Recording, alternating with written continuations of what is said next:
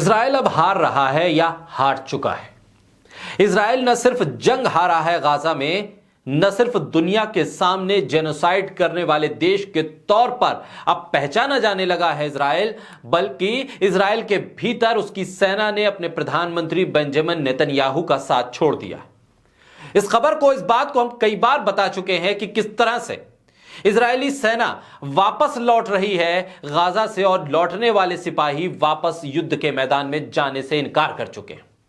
किस तरह से इजराइल की सेना के घायल सिपाहियों से मिलने के लिए बेंजामिन नेतन्याहू जब जाना चाहते थे, उनकी फौज ने उनसे मिलने से इनकार कर दिया।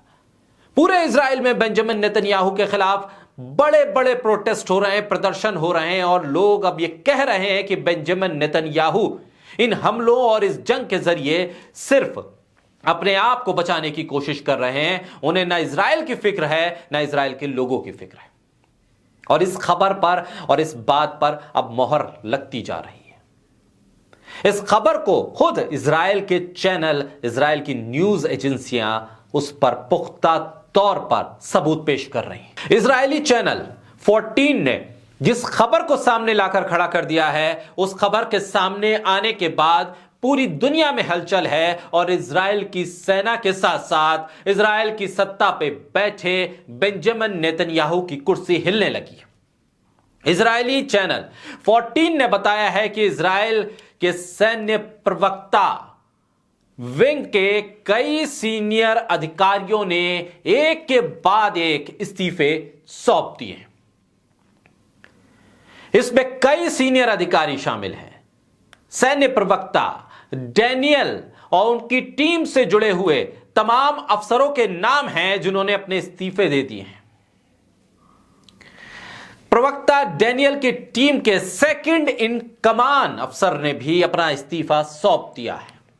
चैनल 18 और इसने साफ तौर पे बताया है कि कई वरिष्ठ अधिकारियों के इस्तीफे के बाद यह खलबली मच गई है कि कहीं इजराइल में अब बगावत का झंडा बुलंद ना हो जाए। इस्तीफा जिस तरह से हुआ है उससे एक हड़कंप मच गया है, और ये इस्तीफे साफ तौर पे बताते हैं कि इजरायली सेना के भीतर, उनके अधिकारियों के भीतर एक अशांति है। बेंजामिन नेतन्याहू के खिलाफ गुस्सा है, उनके फैसलों पे एक तरह से वीटो है सेना का। जिस तरह से चलाया जा रहा था पूरा ऑपरेशन, जिस तरह से फैसलों को लिया जा रहा था, राफा पर हमले की बात हो या गाजा पर हमले की बात, बंधकों को ना छुड़ा पाने की वजह से बेंजामिन नेतन्याहू के खिलाफ जो गुस्सा है वो न सिर्फ इजराइल के आम लोगों के भीतर, बल्कि इजरायली सेना, उसकी यूनिट्स, उसके अधिकारियों के भीतर भी पनप रहा था, जो इस्तीफों की शक्ल में सामने आने लगा।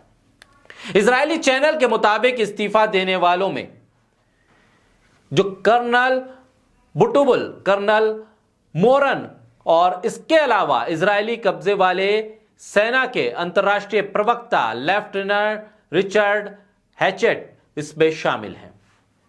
यह एक बहुत बड़ा झटका बेंजामिन नेतन्याहू के लिए, और इसमें जिस यूनिट ने महत्वपूर्ण भूमिका निभाई थी, उस यूनिट के प्रवक्ता का इस्तीफा हो रहा है। इसके अलावा इजरायली मीडिया ने इस बात का भी खुलासा किया कि प्रधानमंत्री बेंजामिन नेतन्याहू के गलत फैसलों के खिलाफ, जिस तरह से राफा शहर में जमीनी आक्रमण की तैयारी है, उस आदेश के खिलाफ यह गुस्सा है, उस आदेश की वजह से ये इस्तीफे हो रहे हैं। सैन्य अधिकारियों के बीच में बहुत बड़ा कॉन्फ्लिक्ट पैदा हो गया है। सरकार की सुनने को तैयार नहीं इजरायली सेना।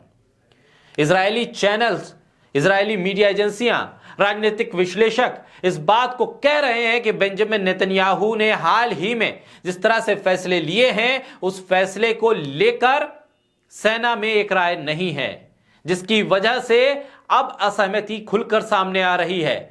सैन्य सामानों की खरीद फरोख्त हो, हमलों की तैयारी हो, या फिर इस पूरे मामले में जो इजराइल के बंधक हैं उनको लेकर जो स्थिति बन रही है, उस पर सेना का दबाव है अब बेंजामिन नेतन्याहू के ऊपर।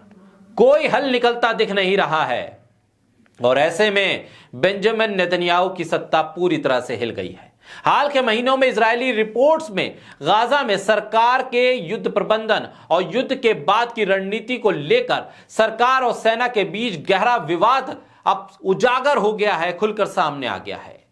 यानी कि साफ है, अब इजराइल एक तरफ तो गाजा में हमास से जंग हारा, दूसरी तरफ उसकी सेना ने विद्रोह कर दिया है और बेंजामिन नेतन्याहू का जाना तय है, उनकी कुर्सी भी खतरे में है और इजराइल की सत्ता से जाने के बाद उनके खिलाफ जो मुकदमे चल रहे हैं उन मुकदमों में फैसला आना भी अब तय है।